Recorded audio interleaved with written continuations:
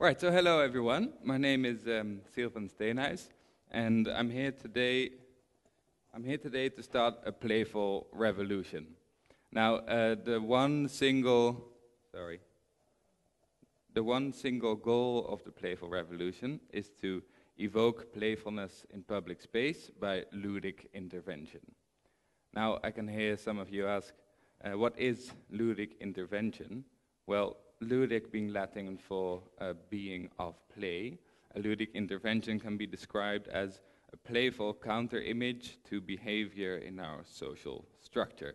Social structure being the way we behave in certain patterns, especially in public space. But I'd like to start off with an example of a ludic intervention, and for me a best case study Victor talked a little bit about. And I was involved in the concept phase of this project, and it was executed by Big Shots in Amsterdam. Oh, sorry.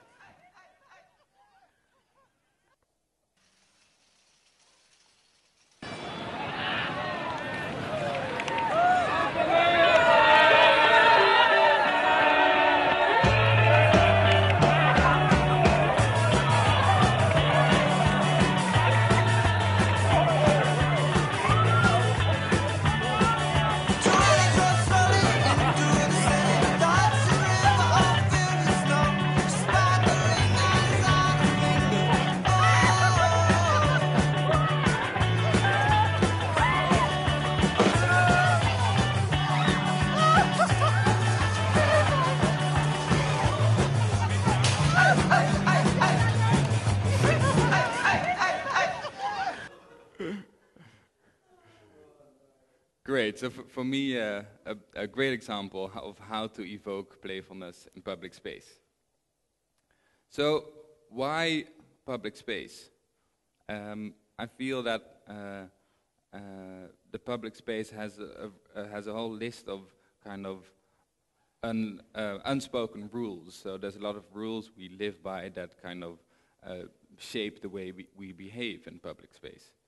So unwritten rules like you don't look someone in the eye for more than 3 seconds, and like Victor said, you don't step on someone's foot, and everyone has this kind of own personal space. It seems sometimes as a bubble you have around you that protects you from any social awkwardness. So the goal of the revolution is to pop this bubble and get people in a playful state.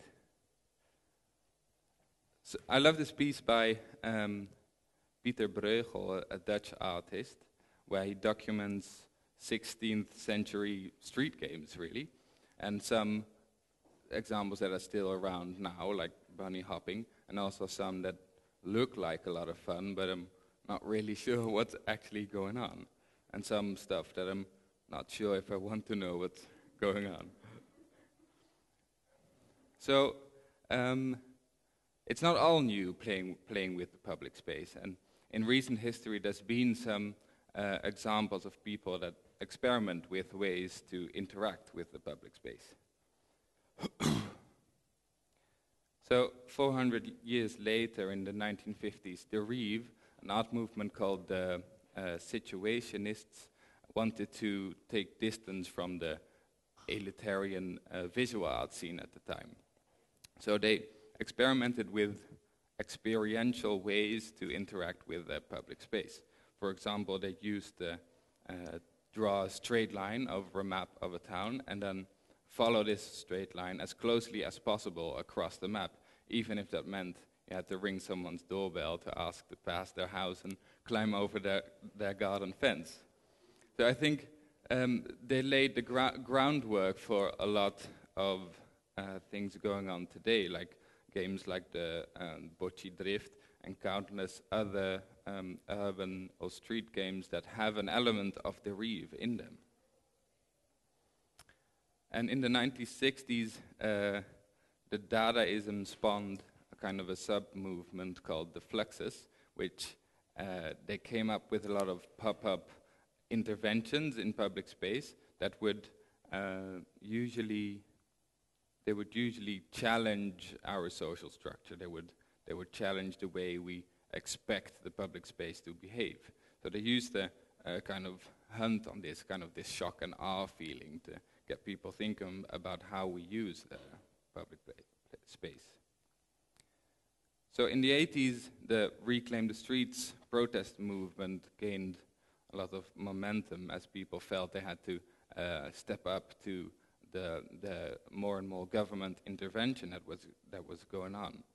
Even today, there's Reclaim the Streets actions like this one, the Disobedient Picnic, where people protested against EU law that states that you're not allowed to come together with more than 10 people in a public place, which is, of course, ridiculous. That would rule out all the street games we do. Anyway, a very playful way to kind of ridicule this law. So in the 90s, street sports became quite popular. I think the good thing about street sports is that it kind of challenges our urban design. And with the question you ended with, Victor, kind of how do we use this hard architecture, kind of street sports, reimagine the use of hard architecture.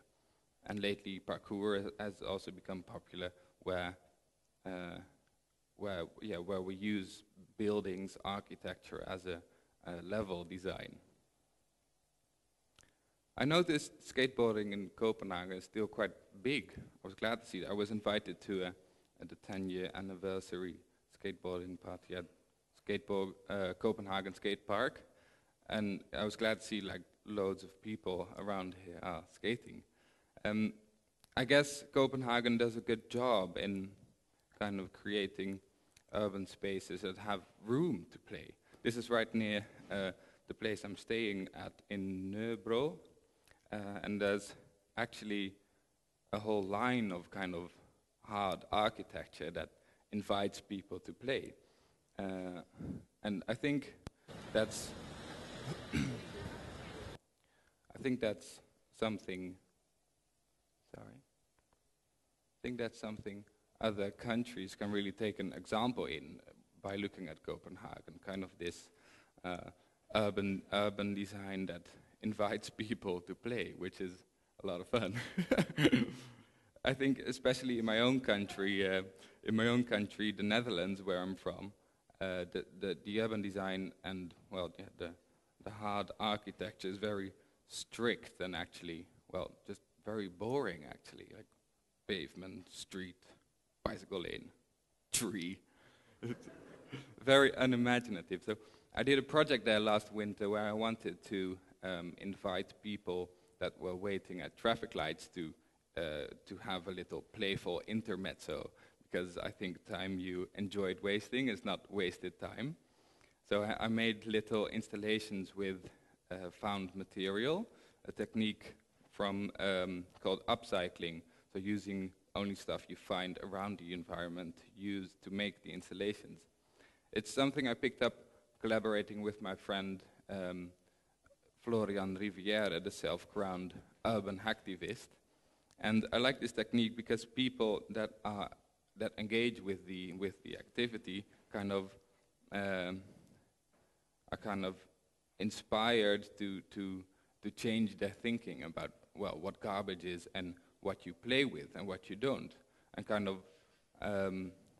also this discussion about getting the soft and the hard architecture and changing how we look at it, that this can inspire people to change their way of thinking about it and maybe have a little playful revolution of themselves one day. Because after all, that's what we're all here to do, to play with the public space. And recent history, it's gaining some momentum, I think it's safe to say, which is good.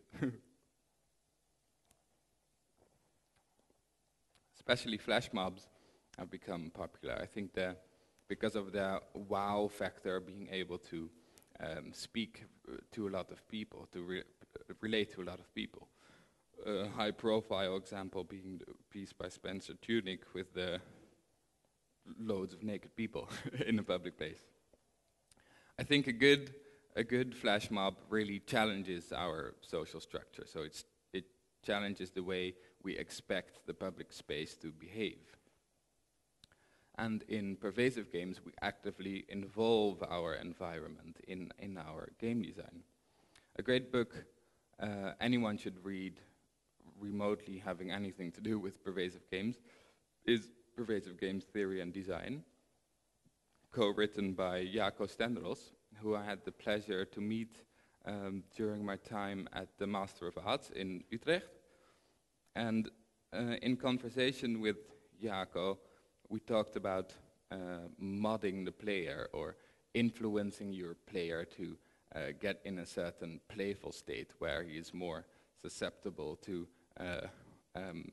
playful behavior.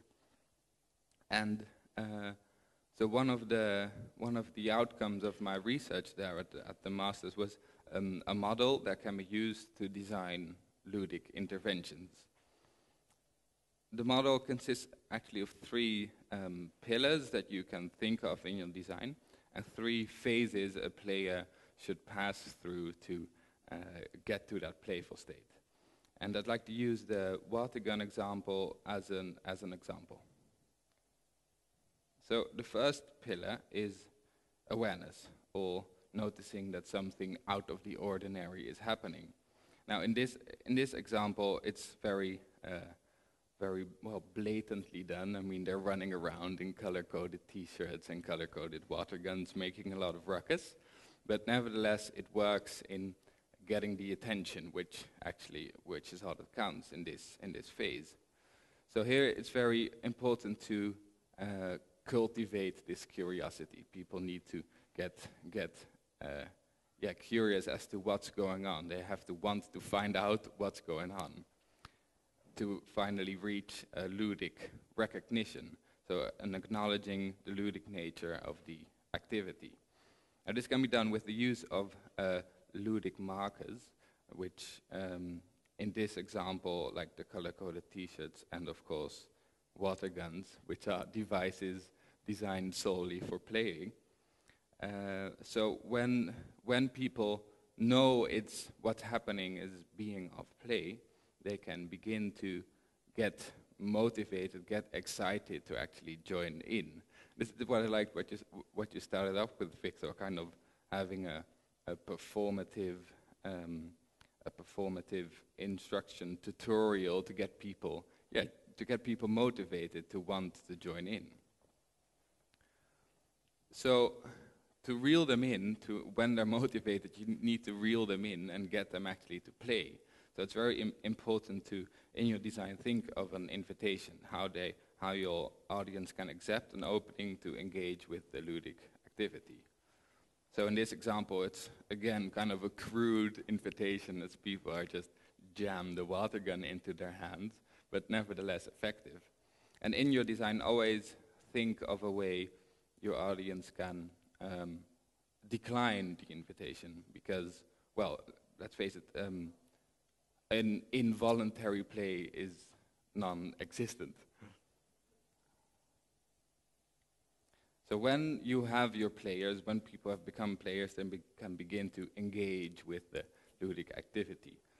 In this example, of course, the slowly closing bridge kind of raises the temperature, and people get into it before bursting into battle, and hopefully finally getting into this playful state where they don't mind turning up for work in a soaked three-piece suit. Great, thank you for listening, and join the revolution.